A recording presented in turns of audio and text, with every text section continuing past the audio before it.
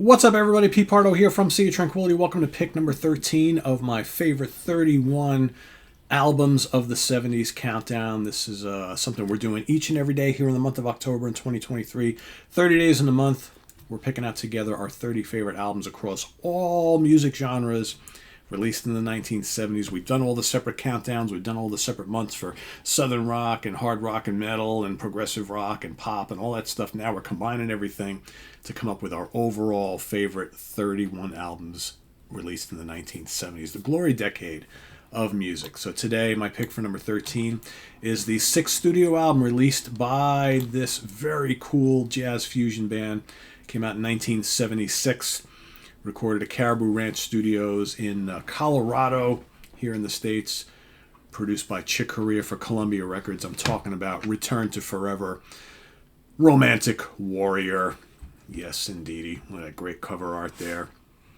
This,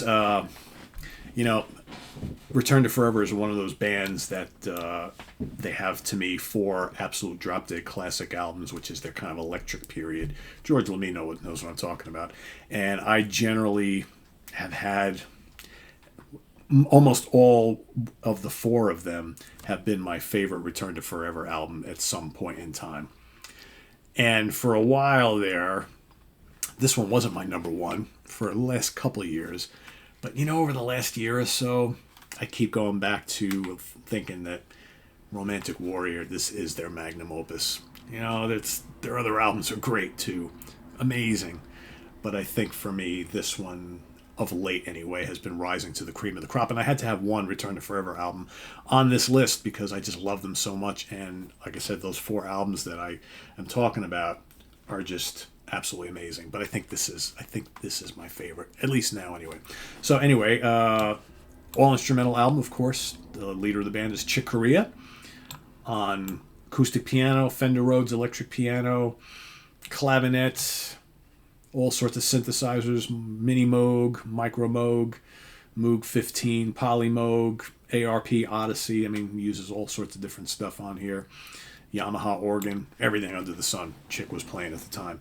Al Di Meola on electric guitars, acoustic guitars, right? Stanley Clarke, bass guitar, acoustic bass guitar, electric bass guitar.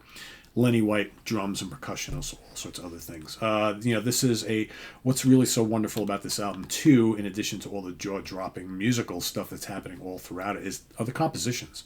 You've got basically everybody in the band is taking turns writing stuff on here. You got the Medieval Overture, which kicks off the album. Excellent composition written by Chick. You've got the Sorceress, which I think is awesome, kind of funky, written by Lenny. Great solo by Al on that. You got the Romantic Warrior, the title track, written by Chick once again, 11 minutes long. Just epic. So good. Over on side 2, Majestic Dance, written by Al Di Meola. Again, it's got that Latin flavor that Al always adds to all the stuff that he writes. He learned a lot from Chick, obviously. The Magician from Stanley Clarke, amazing. And then, of course, Duel of the Jester and the Tyrant, parts 1 and 2, 11 minutes long to finish off the album. Just majestic. So good.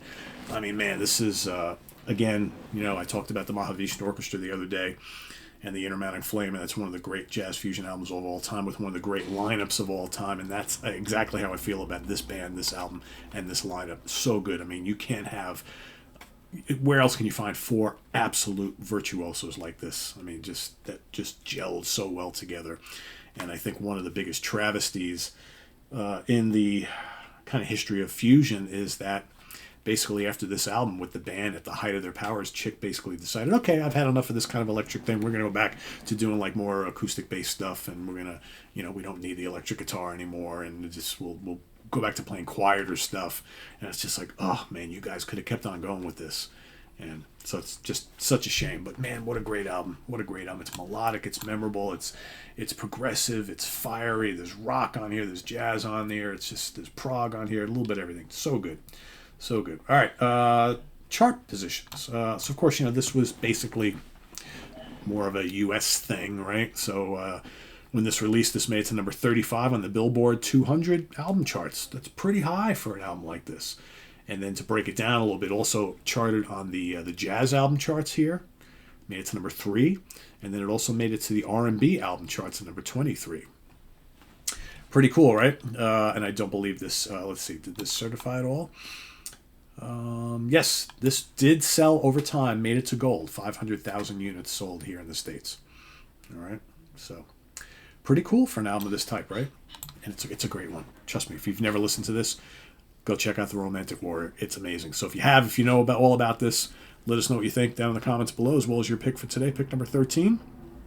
And visit us on the web at www.seatranquility.org. We're on Facebook, we're on YouTube, all together, all the damn time. Please subscribe if you haven't already, and click on that notification bell so you get alert of all of our content as it posts. And please do hit the like button before you leave. Also down below we get the links to our Ko-Fi page for channel donations, our merch page where you can get all sorts of cool Sea Tranquility stuff, and our Cameo page in case you want me to do a personalized video for you. Thanks in advance for all your support there, and we'll see you tomorrow for pick number 12. And till then, I am Pete Pardo. Thanks for watching, everybody. Have a good one. Bye-bye.